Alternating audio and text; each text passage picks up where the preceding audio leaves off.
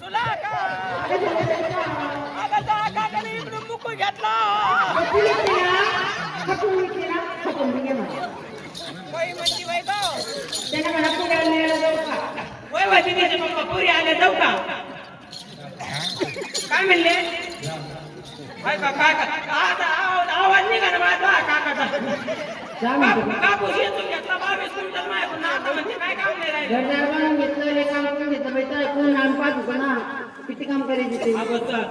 दुपारी जायची बाय मी तिचा एवढा गोळा तिचा एवढा गोळा तिचा एवढा गोळा अर्ध्याला पाटील बाया गेले चोरून आणायची राहण हे चोर नव्हती आणि काय इथे आणत होती असं बाई त्यांना म्हणा पुढे खायचे सोला होती आणि पुढे आले पोरा संग जाऊ नका गोटे खेळायला अजून क्रिकेट खेळायचे बाय ते पहिलं काही पळून पळून रंग काढी तसं हो का खायचे सोला म्हटलं याचं नाम सोबत आणि घरी ना मी पोरी संग चालले बाजाराला वरच्या गाडीवर केळं ठेवलेले सडल्याशी खाऊ नका चांगला खेळणं वाटत त्यांना हा चांगला खेळणं वाटतो अगं त्यांना जमत नाही ना ग चांगलं काय बरं अगं परेशानी होती ग काय होतं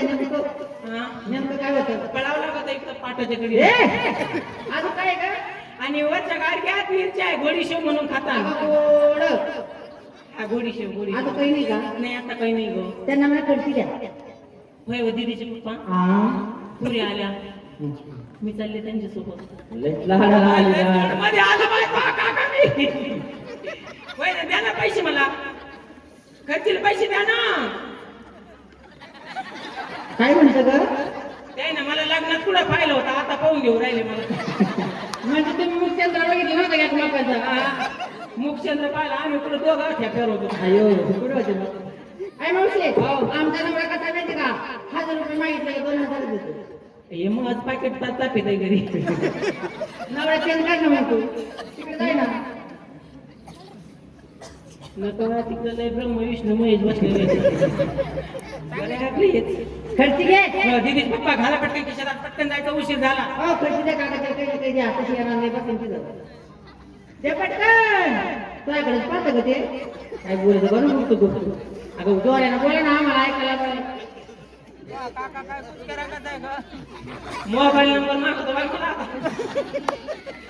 बर जाऊ का मग येतं मग आता एक काम करा घरीच राहा कुठं काही धिंगाणा घालीत बसू नका बोला सांग येतं मग आज नाही पैसे तर जाऊ दे हा काठी राहिली दिवा दीदीचे पप्पा मा एवढा काष्टा खावा बरं अगं आपल्या काष्टा आपण खावत असतो पहिले हात पुरत नाही ना ग हा काय वाटत तुझ्या हाताला चल पटकन चल यो